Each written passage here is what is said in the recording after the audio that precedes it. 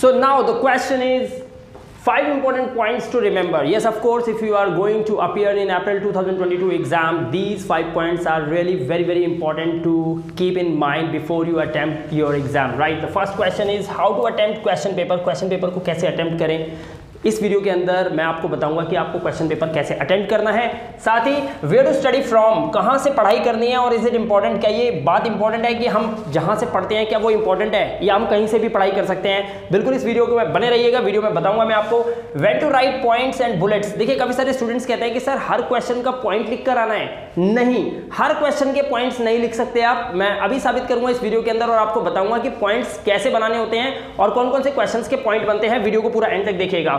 जिसने कुछ नहीं पढ़ा वो क्या करे, सॉल्यूशन अभी दे रहा हूं ना मैं, जिसने कुछ नहीं पढ़ा वो भी कुछ कर सकता है, right. Many state boards are helping students and question paper hard और इजी, यस और नो। देखिए क्वेश्चन पेपर्स मैंने आपको प्रीवियस वीडियो में बताया था क्वेश्चन पेपर हार्ड आने वाला है। आपको पता है हार्ड और इजी में क्या डिफरेंस होता है, आज मैं इस वीडियो में क्लियर करूंगा कि आप काफी सारे स्टूडेंट डर जाते हैं, वो ये सोचते हैं कि हार्ड पेपर यानी कि ऐसा पेपर आएगा जिसका आंसर कोई दे ही नहीं पाएगा।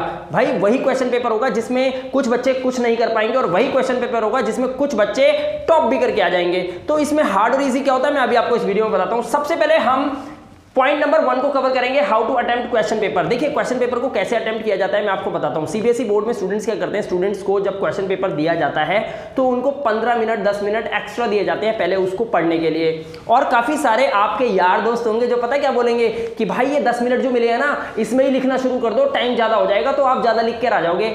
गलती मत करना है ऐसी। करना क्या होता है मैं आपको बताता हूं। जैसे ही क्वेश्चन पेपर आपके पास आता है ना तो सबसे पहले आपको क्या करना है, अपने माइंड को अलाउ करना है, अपनी बॉडी को अलर्ट करना है और पूरे क्वेश्चन पेपर को एक बार रिव्यू करना है। ऐसे रिव्यू करना है कि आपको ये चेक करना है कि सीरियल वाइज कौन कौन से ऐसे क्वेश्चन के आंसर्स हैं जो आप दे सकते हो।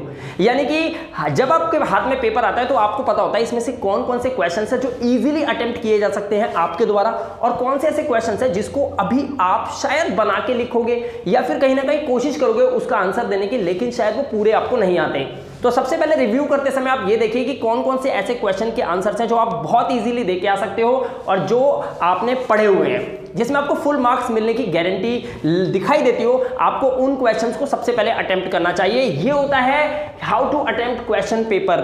कुछ भी लिखना कहीं से भी शुरू कर देना ऐसा जरूरी नहीं है, आपको सबसे पहले क्वेश्चन पेपर को सही से स्टडी करना है। इससे 2 बेनिफिट होंगे, क्वेश्चन का करेक्ट आंसर आप दे पाओगे क्योंकि आपको पता होगा कि ये क्वेश्चन ये पूछ रहा है और इसका मुझे ये आंसर देना है। तो एटलीस्ट आपको कम से कम 5 से 7 मिनट्स तो देने चाहिए क्वेश्चन पेपर को सही से समझने के लिए। सवाल बिना सुने आंसर दोगे तो जरूर फेल होने के चांसेस बढ़ जाएंगे। तो सवाल को पहले ध्यान से सुनिए, उसके बाद आप आंसर दीजिए। कम शब्दों में आंसर देंगे और नंबर भी पूरे आएंगे, ये बात आप याद रखना, right. Where to study from, कहां से पढ़ें, इज इट इंपॉर्टेंट, क्या ये इंपॉर्टेंट है। अच्छा मैं आपको एक बात पूछता हूं, ये वाकया इसका एक बहुत अच्छा एग्जाम्पल तो मैं खुद आपके सामने खड़ा हुआ हूं। सीबीएसई का टाइम था जब मैं अपने सीबीएसई के एग्जाम्स की प्रिपरेशन कर रहा था, तो वहां पे 10th क्लास का पेपर था। 10th बोर्ड हमारा दिल्ली के अंदर प्रशांत विहार में सेंटर पड़ा था। वहां पर मैं गया था पेपर देने के लिए अपने दोस्तों के साथ। पहला पेपर हुआ, कोई दिक्कत नहीं है। जब सेकंड पेपर की बारी आई तो उससे पहले हमने क्या करा, हमने ये देखा कि जो पहला पेपर है वो कहां से आया ऑलमोस्ट। तो मैं आपको यकीन दिलाता हूं कि जेपीएच की गाइड में से पूरा पेपर आ गया था। जेपीएच की गाइड, आपको पता है जेपीएच क्या है, जीवन पब्लिशिंग हाउस। इसका दिल्ली के अंदर, पुरानी दिल्ली के अंदर एक बहुत बड़ा ऑफिस है जहां पर ये बुक्स वगैरह सारी जो है प्रिंटेड होती हैं और पब्लिकेशन वहीं से होता है इसका। तो सीबीएसई के ऑलमोस्ट स्टूडेंट्स जो होते हैं वो जेपीएच की गाइड से ज्यादातर पढ़ाई करते हैं, अगर उन्हें सिर्फ पास होना है तो। अगर वो चाहते हैं कि वो टॉपर बनना चाहे तो उसके लिए तो बहुत सारे सैंपल पेपर्स अवेलेबल हैं जेपीएच के, लेकिन सीबीएसई के बच्चे ज्यादातर जेपीएच की ही गाइड और बुक खरीदते हैं, राइट। मैं इसकी पब्लिसिटी नहीं कर रहा हूं, लेकिन मैं आपको सिर्फ बताना चाहता हूं कि आखिर ये है क्या क्वेश्चन। अब क्योंकि आपका ही तो सवाल है कहां से पढ़े, क्या पढ़े, एनआईवीएस बोर्ड ने तो कोई बुक दी नहीं। अब जब एनआईवीएस बोर्ड ने बुक नहीं दी तो हेल्प तो भाई हम ही लोग करेंगे आप लोगों की। तो अब क्या करना चाहिए मैं आपको बताता हूं। एनआईवीएस बोर्ड की बुक्स जो बच्चों को नहीं मिली है, ये बुक्स प्रिंटेड होती हैं। एनआईवीएस बोर्ड की बुक्स प्रिंटेड होती हैं, उसके अंदर क्वेश्चंस होते हैं, उसके आंसर आपको हिंदुस्तान में कहीं नहीं मिलेंगे, सिर्फ एक ही जगह मिलेंगे। सबसे पहले टॉप पब्लिकेशन वाला उसको छापता है, यानी कि टॉप पब्लिकेशन वाले सबसे पहले उसको कवर करते हैं। उसके बाद अदर पब्लिकेशन में जितनी भी बुक्स वगैरह छपती हैं फिर वो उनको प्रिंट करते हैं। यानी कि टॉप पब्लिकेशन वालों का ये कहना है, जब हमने उनसे बात की उन्होंने कहा कि एनआईवीएस बोर्ड की कोई भी किताब का सॉल्यूशन अगर हमारे पास नहीं है तो पूरे हिंदुस्तान में कहीं पे भी नहीं है। मैं आपको बताता हूं कैसे। आप अर्ली चाइल्ड केयर आप एक सब्जेक्ट है एनआईओएस बोर्ड का, early child care and education, military history. आप देख रहे हैं ऐसे क्वेश्चंस, ये जो बुक्स हैं ये नए नए चैप्टर्स हैं जो अभी अभी आए हैं, ये नए नए लेसन्स हैं जो एनआईओएस बोर्ड ने जोड़े हैं, सब्जेक्ट्स हैं जो जोड़े हैं। इसके आंसर, इसकी बुक्स मार्केट में अभी अवेलेबल नहीं है। टॉप पब्लिकेशन के टीचर्स इस पे लगातार काम कर रहे हैं ताकि वो इससे बच्चों को हिंदुस्तान में हेल्प दे पाएं। अब ऐसी कंडीशन के अंदर जहां पर एनआईओएस बोर्ड ने खुद अपनी किताबें बच्चों को नहीं पहुंचाई है, बच्चा कहां से पढ़ेगा? बात आई कि वेयर टू स्टडी फ्रॉम, तो दोस्तों इसीलिए ही रिटायर्ड टीचर्स ने आप लोगों की हेल्प की थी ताकि आप लोगों को ये मदद मिल पाए और आप अच्छे से पढ़ाई कर पाओ। काफी सारे ऐसे सब्जेक्ट्स हैं जिनकी बुक्स मार्केट में अवेलेबल नहीं है और एनआईओएस बोर्ड ने तो अपनी खुद की किताबें भी बच्चों को नहीं दी। तो दोस्तों इसीलिए ये बहुत ज्यादा इंपॉर्टेंट है कि आप कहां से पढ़ रहे हो, बहुत ही ज्यादा महत्वपूर्ण है ये, क्योंकि एनआईओएस बोर्ड के कोई भी बुक जो होती है, जो छपती है, वो सबसे पहले टॉप पब्लिकेशन पे छपती है, उसके बाद ही किसी और पब्लिकेशन के पास जाती है। तो आपको कहां से पढ़ना चाहिए इसके बारे में आपको सोचना चाहिए। दूसरी बात, When to write points and bullets, अब ये क्वेश्चन आता है, काफी सारे स्टूडेंट्स कहते हैं सर किसी भी क्वेश्चन के पॉइंट्स कब लिखने चाहिए। दोस्तों एक बात बताइए, मैं अगर पूछूं मेरा नाम क्या है तो इसका एक सिंपल सा आंसर है मेरा नाम मिलाप गुप्ता, इसके क्या पॉइंट लिख दोगे क्या आप? जब आपसे पूछा गया है डेफिनेशन तो आप डेफिनेशन ही तो बताओगे। तो इसीलिए आप अपने क्वेश्चन पेपर को सही से पढ़ लीजिएगा। अगर आपके क्वेश्चन 3 नंबर या 3 नंबर से ज्यादा का है तब आपको पॉइंट्स लिखने हैं, लेकिन अगर आपका क्वेश्चन 1 से 2 नंबर का है तो वहां पे पॉइंट्स नहीं लिखने हैं। एक और बात बता देता हूं, जिस क्वेश्चन का आंसर आप भाई 4 पॉइंट्स में या 5 पॉइंट्स में देने के लिए आपको क्वेश्चन पेपर कह रहा है तो वहां पे आप 1 पॉइंट एक्स्ट्रा लिख के आना, ये मेरी पर्सनल राय है आपके लिए, राइट। अगर आप 5 पॉइंट्स लिख कर आ रहे हैं, 5 उन्होंने पूछे हैं, तो इसमें से कोई अगर गलत हो गया तो आपको नंबर मिलेंगे सिर्फ 4 पॉइंट के, 1 नंबर कट जाएगा। लेकिन अगर आपसे 5 पॉइंट पूछे जाते हैं और आप 6 पॉइंट लिख कर आते हैं और इन 6 में से कोई एक गलत भी हो जाता है तो भी आपको पूरे 5 नंबर मिलेंगे। बात समझ में आई? तो ये प्लीज आपको करना है। तो ये आपको बहुत जरूरी है ध्यान रखना कि सबके पॉइंट्स नहीं बनते। डेफिनेशंस अगर पूछी जा रही है तो उसको सिर्फ एक पैराग्राफ में 3 से 4 लाइन में डेफिनेशन दे सकते हो, राइट, लेकिन वहां पे पॉइंट्स लिखने की जरूरत नहीं होती। तो ये बात याद रखना, हर क्वेश्चन का आंसर पॉइंट्स में नहीं देना होता। पॉइंट्स में देने वाले जो आंसर्स होते हैं वो क्वेश्चंस होते हैं जिनका मार्क्स 3, 4 या 5 या 6 या 8 नंबर का मार्क होता है, राइट। तो ये आपको ध्यान रखना है। आगे चलते हैं, जिसने कुछ नहीं पढ़ा वो क्या करे। देखिए दोस्तों, मैं मानता हूं इस बार बच्चों के पास बुक्स नहीं आई। अगर आप मेरी बात से सहमत हैं तो प्लीज कमेंट बॉक्स में लिखना कि क्या आपको बुक्स मिली थी, क्योंकि एनआईओएस बोर्ड के हिसाब से केवल 20% बच्चों के पास किताबें नहीं पहुंची है। इवन कि वो तो 13% बता रहा था, लेकिन स्टूडेंट्स ही 13% ऐसे हैं जिनके पास किताबें पहुंची हैं, लेकिन बाकी जो बच्चे हैं उनके पास किताबें कहाँ गई? उनके पास तो किताबें नहीं पहुंची। बच्चे झूठ तो नहीं बोल रहे हैं। तो ऐसी कंडीशन के अंदर काफ़ी स्टूडेंट्स नहीं पढ़ पाए। ये बात बार बार वीडियोज़ के अंदर रिपीट करते हैं, तो ज़्यादा नहीं पढ़ाते हुए मैं आपको सिर्फ ये बताऊंगा जिसने कुछ नहीं पढ़ा वो क्या करेगा। कहीं ना कहीं से तो आपको पढ़ना पड़ेगा ना। तो दोस्तों वही मैं आपको बताना चाहता हूँ। तो दोस्तों इस वीडियो के डिस्क्रिप्शन में जाइए, सारे जो हैं आपके लिंक्स अवेलेबल हैं, वहाँ से आप डाउनलोड कर सकते हैं। सारे सब्जेक्ट्स के सामने उनके लिंक्स हैं, आप क्लिक करिए और वहाँ से डाउनलोड कर सकते हैं। Yes of course it is chargeable for you guys, right, लेकिन बहुत लीस्ट प्राइस है। आप आराम से उन्हें लेकर और अपनी साल बचा सकते हैं, ये बहुत इंपॉर्टेंट है, राइट। उसके बाद मैं आपको बता दूं कि many state boards are helping students. कई सारे बोर्ड्स हैं जो स्टूडेंट्स की हेल्प कर रहे हैं। इसका एक छोटा सा रीज़न है, मुंबई में जो हुआ था वो आप सभी लोगों को पता होगा, इसके बारे में ज़्यादा ना ही बोलूँ तो बढ़िया है। आपको पता है कि ऐसी कंडीशन के अंदर स्टूडेंट्स एंजाइटी में चले गए। इवन कुछ स्टूडेंट्स ने आत्महत्या भी की थी। बात को दबा दिया गया, बात को ज़्यादा नहीं फैलाया गया, और ये वही स्टूडेंट्स हैं जो डिप्रेशन में चले गए, राइट। बात को इसलिए दबाया गया कि इस बात को अगर उछाला गया तो बहुत सारे स्टूडेंट्स ऐसा ना करें, क्योंकि ये भेड़ चाल हो जाती है। और ऐसी कंडीशन के अंदर उस बात को दबाया गया, उनके पेरेंट्स को रिलीफ दिया गया समहाउ, कैसे ना कैसे। लेकिन जिम्मेदार कौन था? जिम्मेदार जो था वो थे ये बोर्ड्स, जिन्होंने बच्चों की बात नहीं मानी। ऐसे ही एनआईओएस बोर्ड के स्टूडेंट्स के साथ भी इस बार हुआ है। कमेंट बॉक्स में ज़रूर बताना अगर ये बात सही हो तो। बच्चों को बुक्स नहीं दी और बच्चों को स्टडी करने के लिए कोई मटेरियल नहीं दिया गया, और बच्चों के एग्जाम्स की प्रिपरेशन के लिए उनको तैयार करने के लिए बोल दिया गया। ये एक बहुत गलत और बहुत ही बड़ी नाइंसाफ़ी है बच्चों के साथ। ऐसी कंडीशन के अंदर मैं नहीं चाहता मैं इस वीडियो के अंदर बच्चों को ये बताऊं कि आप ये ना पढ़ो, वो ना पढ़ो, ये ऐसा ना करो, वैसा ना करो। मैं ये कहता हूं जो मिले पढ़ डालो, जो मिले पढ़ डालो, जो अच्छा लगे उसे पढ़ डालो, क्योंकि something is better than nothing. अगर हाथ पे हाथ धरे बैठे रहे और कुछ भी नहीं पढ़ा तो समय तो हाथ से जाएगा ही जाएगा, साल भी चली जाएगी। इसीलिए मैं आपको सिर्फ एक ही बात बोलना चाहूंगा, जहां से भी हेल्प मिल रही है प्लीज पढ़ाई करिए। इस वक्त बहुत ज़्यादा इंपॉर्टेंट है आप लोगों के लिए पढ़ना। पढ़िए, कुछ ना कुछ पढ़िए, पढ़ते रहिए। बोर्ड्स आपको हेल्प इसलिए कर रहे हैं क्योंकि उन्हें पता है बच्चों के पास बुक्स नहीं पहुंची है और बच्चे ज़्यादा लिखकर नहीं आ पाएंगे। और एनएमएस बोर्ड पे एक प्रेशर भी है कि उनका पिछले 7-8 साल से रिजल्ट बहुत डाउन रहा है। 30%, 32% रिजल्ट रहा है, जो कि वो चाहते हैं कि इस बार उनका रिजल्ट 50% या 50% से ऊपर जाए। इसीलिए एनएमएस बोर्ड भी तमाम जितने भी बच्चों को हेल्प करने वाले यूट्यूबर्स हैं, जो भी है, उनको सपोर्ट करते हैं वो, राइट। यहां पर मैं आपको एक बात और बता देता हूं छोटी सी, कि क्वेश्चन पेपर हार्ड और इजी होता क्या है। आप लोग बिल्कुल मत डरिए कि क्वेश्चन पेपर हार्ड आएगा, क्वेश्चन पेपर इजी आएगा। हार्ड का मतलब समझाता हूं क्या होता है। फिजिक्स का पेपर इजी समझते हो क्या? आप ही बताओगे, मैं नहीं बोलूंगा। फिजिक्स का पेपर इजी होता है क्या? केमिस्ट्री का पेपर इजी होता है क्या?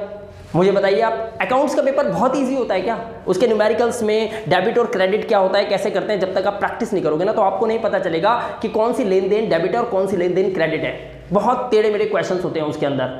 आप मुझे बताइए कि क्या ये बहुत ईजी होता है?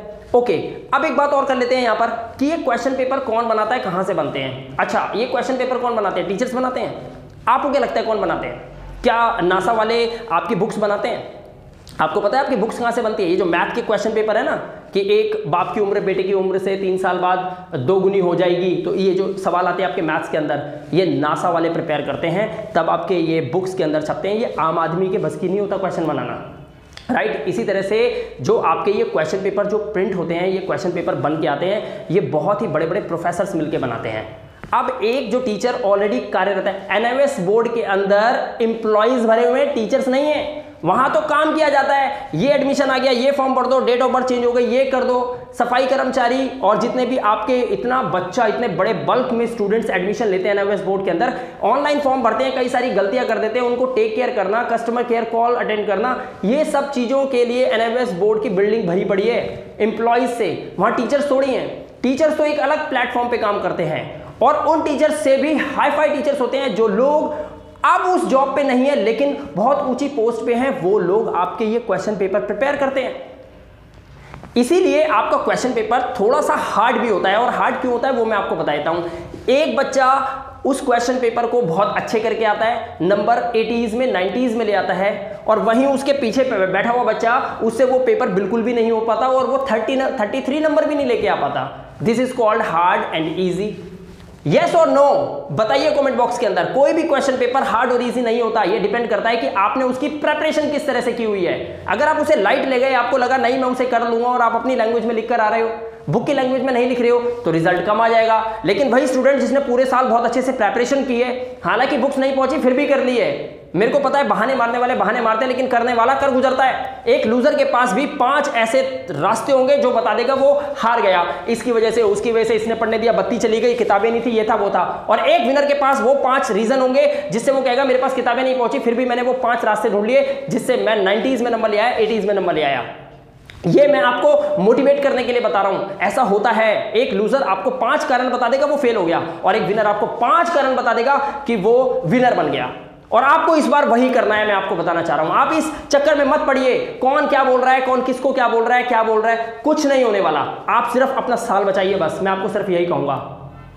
सवाल का जवाब जरूर दूंगा अपनी आने वाली वीडियो के अंदर, लेकिन फिलहाल मेरे ऊपर बहुत बड़ा बोझ है, ताकि काफी सारे स्टूडेंट्स मुझे पास करवाने हैं, और वो पहले कैसे भी करके पास हो जाएं। और उसके बाद जब हम फ्री हो जाएंगे ना थोड़ा सा, फिर हर सवाल का जवाब मैं दूंगा और अपनी हर वीडियो के अंदर दिया करूंगा, राइट। तो दोस्तों आपको सिर्फ अभी फोकस यहां पर करना है कि आपको टीचर्स हेल्प कर रहे हैं, तो आप प्लीज हेल्प लीजिए और पढ़ लीजिए, स्टडी कर लीजिए। बहुत कुछ आगे फ्यूचर में करने के लिए बाकी है, लेकिन पहले ये साल अपना बचाइए, क्योंकि इस वक्त टाइम ना के बराबर है। बहुत तेजी से समय दौड़ रहा है दोस्तों, बहुत तेजी से दौड़ रहा है। हाथ जोड़ के रिक्वेस्ट करूंगा, अपना साल बचाइए, सिर्फ पढ़ाई पे फोकस कीजिए, फालतू के क्वेश्चंस पे अपना ध्यान मत लगाइए, राइट। हर सवाल का जवाब बहुत जल्दी देने वाला हूं मैं अपनी वीडियोस के अंदर, लेकिन फिलहाल आपको मैं फोकस करना चाहता हूं कि आप सिर्फ अपनी पढ़ाई पे फोकस कीजिए। जिसके पास भी ये प्रॉब्लम है, जिसके पास भी कुछ पढ़ने के लिए सामान नहीं है, जिसको ये नहीं पता कि वो क्या पढ़ रहा है, कैसे पढ़ रहा है, तो दोस्तों आपको बता दूं, इस वीडियो के डिस्क्रिप्शन में लिंक दे रखे हैं, वहां से आप डाउनलोड करके पढ़ सकते हैं, राइट। साथ ही आप ये स्क्रीन पे देख सकते हैं, ये मेरा ऐप है MG एजुटेनमेंट के नाम से, प्ले स्टोर से डाउनलोड कर सकते हैं। प्रीवियस ईयर के क्वेश्चन पेपर्स इसमें दे रखे हैं, आप वहां से उन क्वेश्चन पेपर को देखकर सिर्फ इतना आइडिया लगा सकते हो कि पैटर्न कैसा आता है, किस तरह के क्वेश्चंस आते हैं। एक पुराना युद्ध, उसमें आप सिर्फ उसकी वीडियो देखकर ये आइडिया लगा सकते हो ये युद्ध कैसे हुआ था, लेकिन जिस युद्ध की तैयारी आप कर रहे हो ना, बिल्कुल वैसा ही वो युद्ध नहीं होने वाला, ये मैं आपको अभी बता दूं। हर बार वेपन्स चेंज्ड, हर बार वेपन्स चेंज्ड। इस बार भी कुछ ऐसा ही होने वाला है। धमाल सिर्फ वो बच्चे करेंगे जिनका टारगेट, जिनका लक्ष्य, जिनका एम सिर्फ उनका जो नजर था ना, उनका जो कंसंट्रेशन था सिर्फ उनके लक्ष्य पे था, राइट। सिर्फ अर्जुन का लक्ष्य था कि मछली की आंख पे वो अपना तीर मारेगा और वही मार पाया। बाकी किसी को पूरी मछली दिखाई दे रही थी, किसी को सब लोग दिखाई दे रहे थे, कोई अंदर ही अंदर डूब के मरा जा रहा था कि क्या करूंगा। लेकिन आप ऐसा मत कीजिए, आप फोकस कीजिए अपने सिर्फ स्टडीज के ऊपर। इस वक्त कोई और सवाल आपके दिमाग में नहीं घूमना चाहिए, राइट दोस्तों। इसीलिए आपसे सिर्फ एक गुजारिश करूंगा कि पूरा बोर्ड आपके साथ है। इस बार आप लोगों को लूज चेकिंग भी दी जा रही है, ये बिल्कुल मिलेगी, राइट। लेकिन ये सब चीजें हिडन है, मैं आपको बता दूं, क्योंकि अगर ये अखबार में छाप दें कि इस बार बच्चों को बिल्कुल फ्री में पास किया जाएगा इस बार, तो आप बताइए कि आपको जो मार्कशीट मिलने वाली है उसकी वैल्यू मार्केट में रह जाएगी क्या। इसीलिए कोई भी चीज खुलकर नहीं बताई जाएगी। कोई भी टीचर मैं उठाकर यहां पर नहीं लेके आ जाऊंगा आपके सामने कि ये रे टीचर लो इनसे बात कर लो, इन्होंने दिया आपको पीडीएफ। आप सिर्फ ये फोकस कीजिए कि आपको जो स्टडी करना है वो चीजें आपको मिल रही हैं और आप उसको निश्चिंत होकर पढ़िए। बस एक चीज की गारंटी दे रहा हूं, जो भी आप पढ़ रहे हो, जो भी आप पीडीएफ पढ़ रहे हो ना, ये सारे पीडीएफ आपके लेसन के ही क्वेश्चन आंसर्स हैं, और कुछ चाहिए आपको इससे अलावा।